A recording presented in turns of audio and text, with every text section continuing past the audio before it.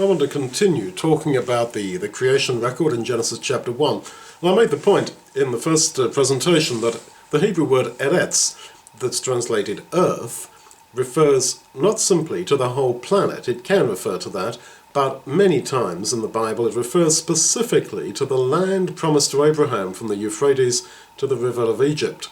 And I started off by saying Genesis 1 verse 1, in the beginning, which is not a moment in time, but the Hebrew can quite comfortably mean the first section, the first part of, say, the beginning of the reign of a king, that in the beginning God created everything. And then there is this zoom onto the Eretz Israel, that out of the whole of the cosmos, God focuses upon the land and particularly upon man upon it, upon Adam.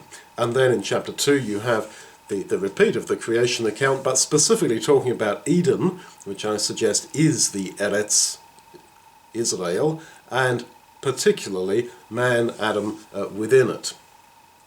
Now, this approach to the Eretz is, I think, helpful in understanding a lot of the issues which arise in Genesis. Sons of God marrying daughters of men. Was the flood universal? Tower of Babel, really did we all descend from Noah? Is it really so that all the world's languages suddenly appeared after the Tower of Babel incident? These are common questions, and I suggest that they all have their answer in understanding that the focus of the Bible, particularly of Genesis and of the Pentateuch, is upon this Eretz, as in the land promised to Abraham, and not upon the whole planet. Now, the Pentateuch, I suggest, was written by Moses, and it was written by Moses to explain to the wilderness generation who'd been in Egypt for 430 years, who had been listening to all these various myths of creation that they'd heard from the Egyptians and all these other people with whom that they had mixed and who they were probably meeting as they travelled through the wilderness. They were ignorant really of their God, of their own history. They didn't know where they were coming from or where they were going to. And so the Pentateuch explains that.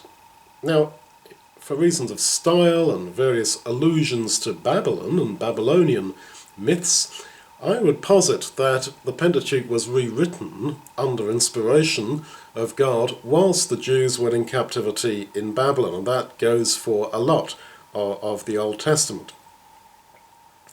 So then, just taking the Eretz then as referring to the land, it starts off then in Genesis 1 with the whole land covered in water, that it's orderless and formless, and then the Spirit of God flutters upon it, hovers upon it, and makes something absolutely beautiful out of it. Now, that is appropriate to Israel in the wilderness, wanting to know what's the game plan, where are we coming from. This all seems pointless.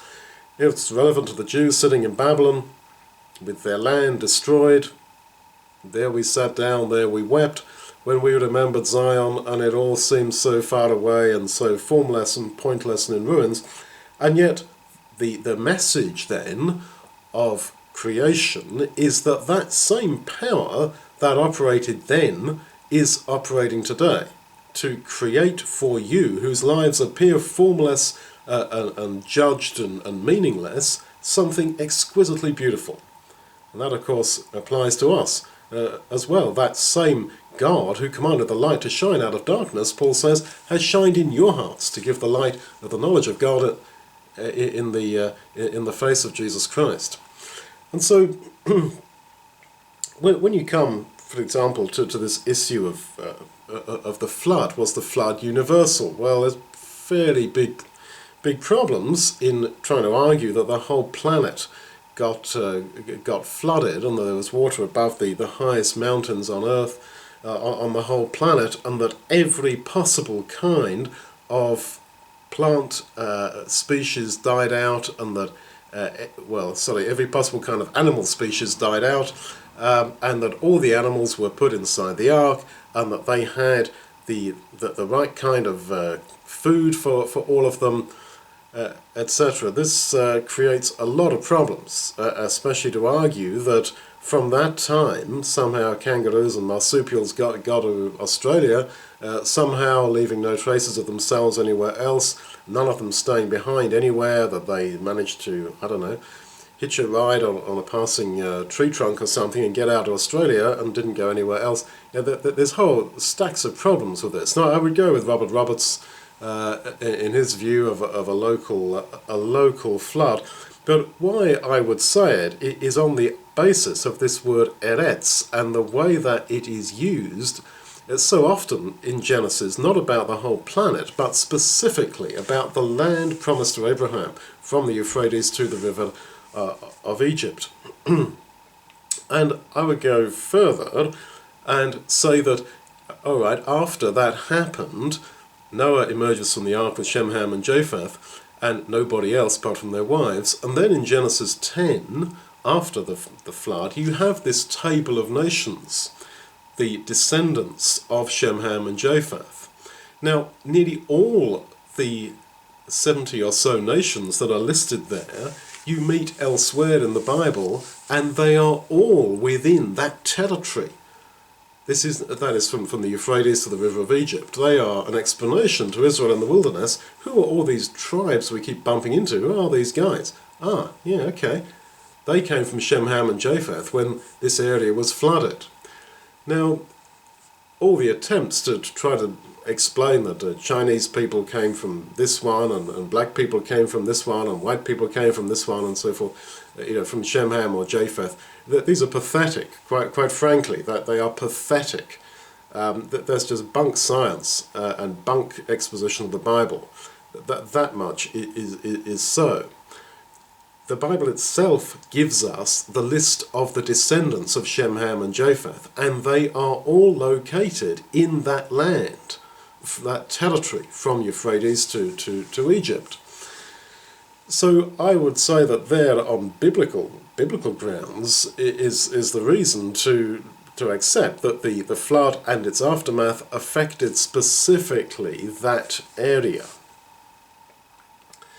And as I say, that helps us through a lot of these problems with, logistical problems of how on earth did all the animals get inside the ark, and how were they gathered, and how did they then redistribute all over the earth. Now, the language that's used about the state of things in the Eretz in Genesis 6, when it says that it was all sinful, etc., is exactly the language that's used by the later prophets about the state of sinfulness in the land of Israel. Now, the Pentateuch, as I say, was to explain to Israel about what they were encountering on their journey. Now, in Numbers 13, verse 33, we read that they were frightened by the giants that they met and heard of in the land of Canaan. And I suggest that there in Genesis 6, when we read that the sons of God married the daughters of men, and they had large offspring, that these were the giants. This is the explanation to Israel. Those very strong, tall people that you met or saw or heard of in the land of Canaan, you know where they came from? They came as a result of God's children, the sons of God, marrying the daughters of men, the people outside the Eretz, and this is what happened.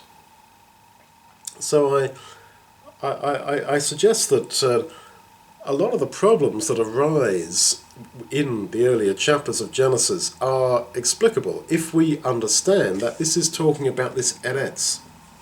Later on within the law of Moses, it's quite clear that that law applied within that territory. For example, when you've got the list of which animals are clean and unclean, all those animals that are mentioned are animals within the land, within the Eretz of Israel, the territory that was promised. Now, when you come to later scripture, I suggest that you've got a similar sort of understanding. Because later on in the Bible, the prophets keep on talking to the Jews in captivity in Babylon about the restoration of their Eretz back to the state it was in the Garden of Eden. Got this in Isaiah 51, Ezekiel 36, and in Joel, Jeremiah. They all talk about this, that your land that is now in ruins is going to be restored like the Garden of Eden. So I suggest that it's not simply saying it will be like Eden, it actually is talking about the actual restoration of Eden, because Eden is that land, that Eretz. And as I say, as Adam and Eve were sent forth to the east of the garden, so Judah were sent out of their land to the east, to Babylon. And of course this is the significance of the mention that we have of how in Genesis 11 verse 1 that they went out from the garden to the east, and then they moved further east to Babel, which is Babylon. Same word. So that the whole thing is really does suggest that Eden was the land promised to Abraham. And I would even argue that when the ark comes down on Mount Ararat, this is not the Ararat that it is in modern-day Armenia, on the Armenian-Turkish border. This word means the Holy Mount, and I suggest that that was Mount Zion. But that's not a story. Now, this idea that the Eretz refers to the land promised to Abraham, that territory, I think that this is really crucial. You might like to have a look at Jeremiah 27 verses 5 and 6, where God says that he has made the whole earth, the whole Eretz, and has given it to the king of Babylon. I'll read it. I have made the earth, the Eretz, the men and the animals which are on the face of the Eretz, by my great power, by my outstretched arm, and I will give it to the one who is pleasing in my sight. And the reference is clearly to the king of Babylon. And then he goes on in verse 6 to define all the areas within all the earth that shall be given to Babylon. Ammon, Moab, Sidon, Tyre, etc. So then the whole earth that was created or made or prepared, as the Hebrew word can mean, that whole territory was given to the king of Babylon. But the whole earth there clearly is not talking about Australia, America, and Europe. That these were not governed by the king of Babylon, and the nature of all the earth is defined, as I've said, Ammon, Moab, Sidon, Tyre, and so forth. That all these places are within that territory that was promised to Abraham. So, Genesis 1, the earth, or the land, was formless and empty. Tohu wabohu. And those very same words, formless and empty, in Hebrew, are used about the state, or the condition, of Israel after they had been exiled, after they had been judged. This in Jeremiah 4, 23 to 26. I looked on the earth, on the land, and behold, it was formless and void. God says, Tohu wabohu, just exactly what you've got there in Genesis, that everything was empty, formless, and void. And I looked at the heavens, and they had no light. In other words, this is going back to how it was, as it were, in Genesis 1, verse 2, before God said, let there be light. The fruitful land was a wilderness. There was no man, no Adam, and all the birds of the heavens had fled. Well, that's pretty clear. That's pretty clear that we are to understand that scene in Genesis 1 as referring to the land, the Eretz, that was promised to Abraham. Now, when we read that this whole situation, that this Eretz, this land, was formless and void and was a wilderness, this connects with the idea that this tohu, this word, the Hebrew word translated formless, it also means deserted, like a desert, which is a rather odd thing to say about an area that is covered in water, that it's like a desert. But when you realize that, yes, this is a picture of divine judgment, then it starts to make sense. The New American Standard Bible uses the word, instead of formless, wasteland. That back in Genesis 1, it was all a wasteland.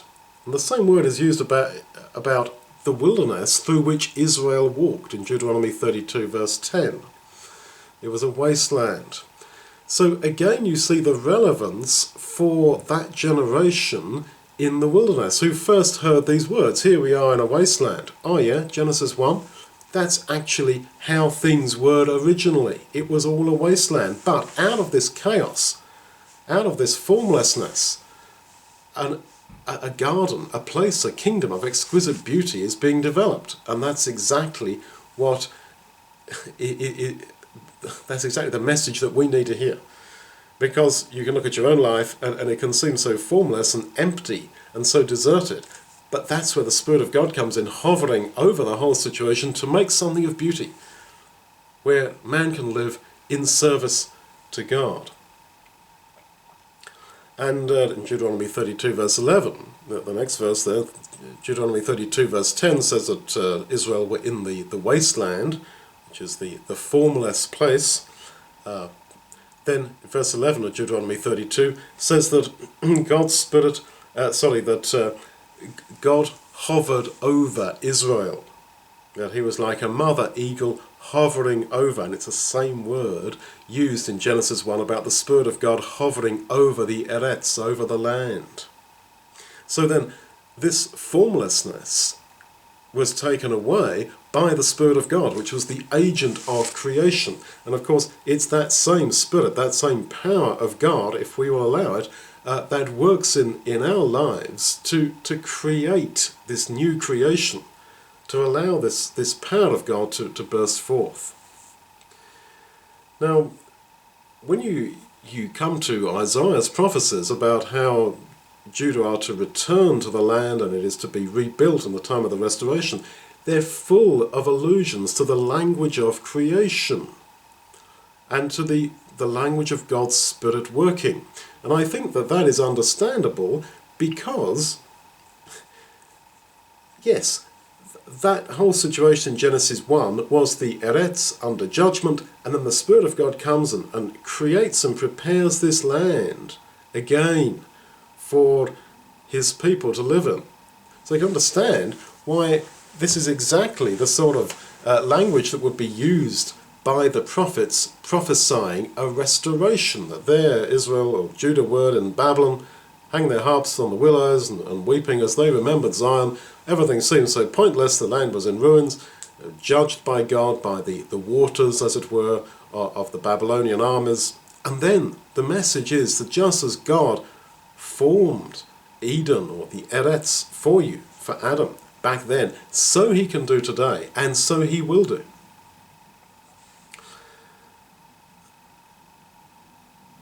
And so, as I say, this is in essence what we need to hear as well, because we are part of this new creation.